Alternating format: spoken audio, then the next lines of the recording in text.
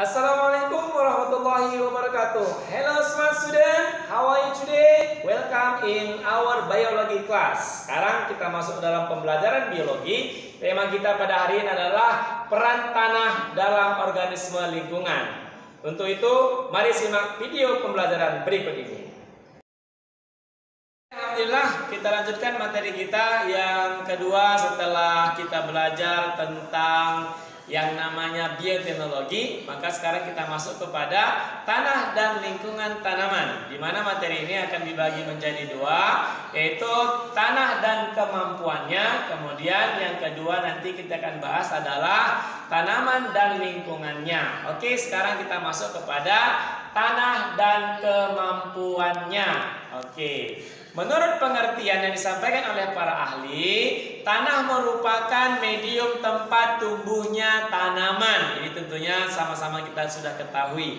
Kemudian secara umum, tanah itu adalah suatu benda alam yang ada di permukaan bumi, hasil pelapukan batuan yang tersusun dalam horizon terdiri dari campuran bahan mineral yang terdiri dari bahan organik, air, udara, serta merupakan media tumbuh tanaman tersebut. Oke, kemudian bahan-bahan penyusun tanah. Kita lihat bahwasanya bahan penyusun tanah yang pertama adalah bahan mineral yang terdiri dari pasir, debu, tanah liat, unsur hara, yang lainnya. Kemudian yang kedua adalah bahan organik, yaitu apa? Sisa-sisa makhluk hidup, yaitu hasil tumbuhan yang jatuh ke tanah itu akan menjadi bahan organik. Kemudian jasad hidup ataupun organisme tanah yang berada di tanah seperti cacing dan sebagainya. Kemudian air juga ternyata komponen penyusun tanah. Kita lihat bahwasanya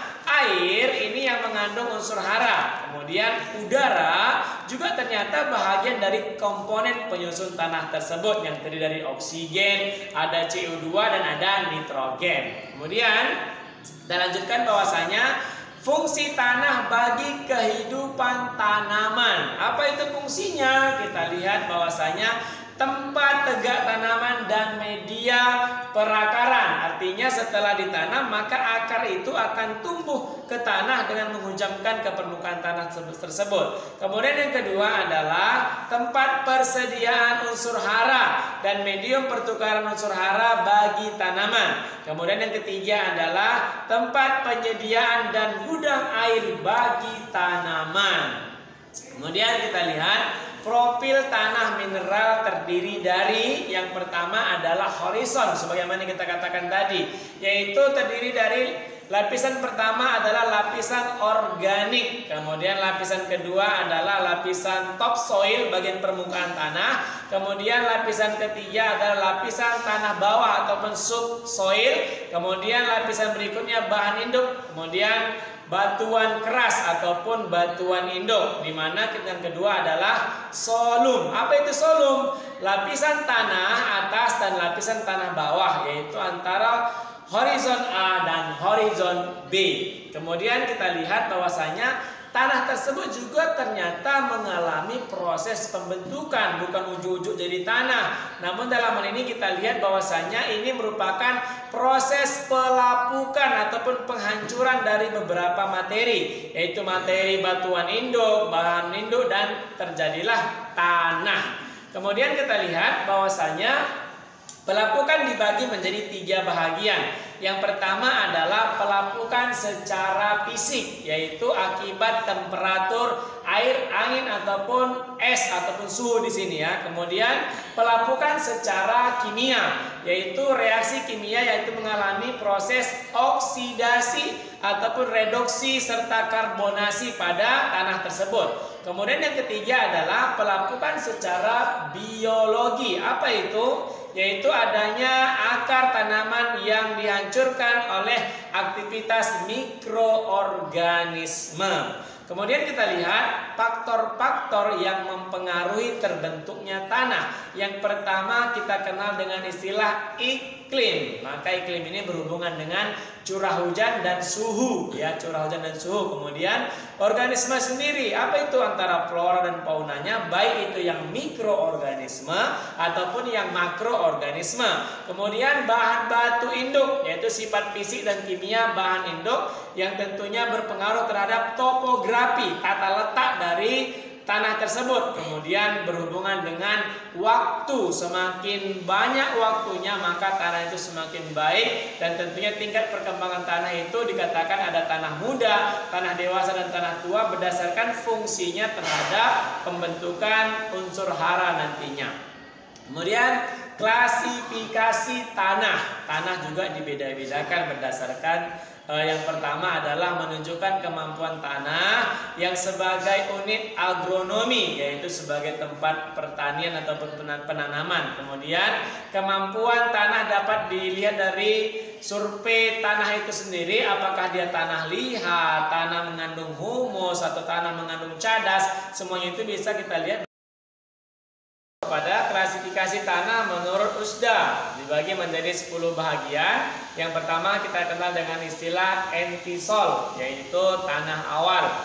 Kemudian yang kedua adalah vertisol, yaitu tanah terbalik. Kemudian yang ketiga adalah inceptiosol, yaitu tanah muda. Kemudian yang keempat adalah aridisol, tanah kering. Kemudian yang kelima molisol, tanah lunak. Kemudian yang keenam spodosol, yaitu tanah abu. Kemudian alfisol, tanah yang mengandung aluminium dan besi. Kemudian ultisol, tanah terakhir, yaitu mengandung penimbunan liat ataupun rendah kandungan tanahnya. Kemudian oksisol, yaitu mengandung oksida, dan histosol, yaitu mengandung jaringan bahan organik tertinggi. Maka kalau kita lihat dari tingkat kesuburan tanahnya, maka kemampuan tanah untuk menyediakan unsur hara bagi pertumbuhan tanaman. Kemudian tanah subur itu sendiri dapat menyediakan unsur hara baik air ataupun udara yang jumlahnya cukup banyak dan seimbang. Kemudian kesuburan tanah dipengaruhi oleh sifat fisik, kimia, dan biologi tanah tersebut. Kemudian tingkat kesuburan kimianya itu kandungan unsur hara esensial. Kita lihat petunjuk pemupukan adanya unsur yang bersifat racun ataupun bagi tanaman.